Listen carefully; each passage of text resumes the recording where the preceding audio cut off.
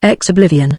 Howard Phillips. Lovecraft. When the last days were upon me, and the ugly trifles of existence began to drive me to madness like the small drops of water the torturers let fall ceaselessly upon one spot of their victim's body, I loved the irradiate refuge of sleep.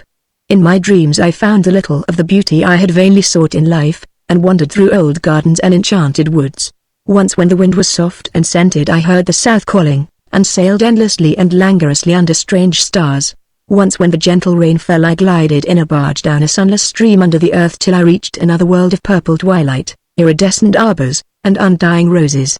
And once I walked through a golden valley that led to shadowy groves and ruins, and ended in a mighty wall green with antique vines, and pierced by a little gate of bronze.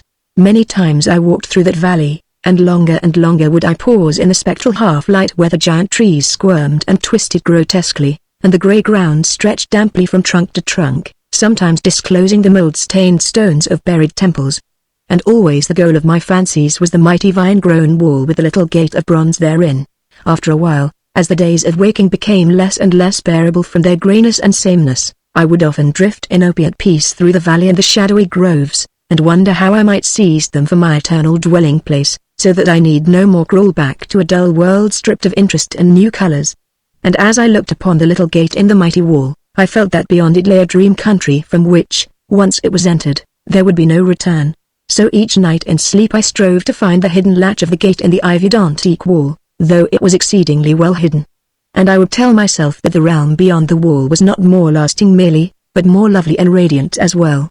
Then one night in the dream city of Zakarian I found a yellow papyrus filled with the thoughts of dream sages who dwelt of old in that city, and who were too wise ever to be born in the waking world. Therein were written many things concerning the world of dream, and among them was lore of a golden valley and a sacred grove with temples, and a high wall pierced by a little bronze gate. When I saw this lore, I knew that it touched on the scenes I had haunted, and I therefore read long in the yellow papyrus.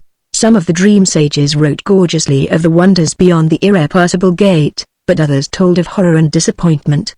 I knew not which to believe, yet longed more and more to cross forever into the unknown land, for doubt and secrecy are the lure of lures, and no new horror can be more terrible than the daily torture of the commonplace. So when I learned of the drug which would unlock the gate and drive me through, I resolved to take it when next I awaked. Last night I swallowed the drug and floated dreamily into the golden valley and the shadowy groves, and when I came this time to the antique wall, I saw that the small gate of bronze was ajar. From beyond came a glow that weirdly lit the giant twisted trees and the tops of the buried temples, and I drifted on songfully, expectant of the glories of the land from whence I should never return. But as the gate swung wider and the sorcery of the drug and the dream pushed me through, I knew that all sights and glories were at an end, for in that new realm was neither land nor sea, but only the white void of unpeopled and illimitable space. So, happier than I had ever dared hope to be, I dissolved again into that native infinity of crystal oblivion from which the demon life had called me for one brief and desolate hour.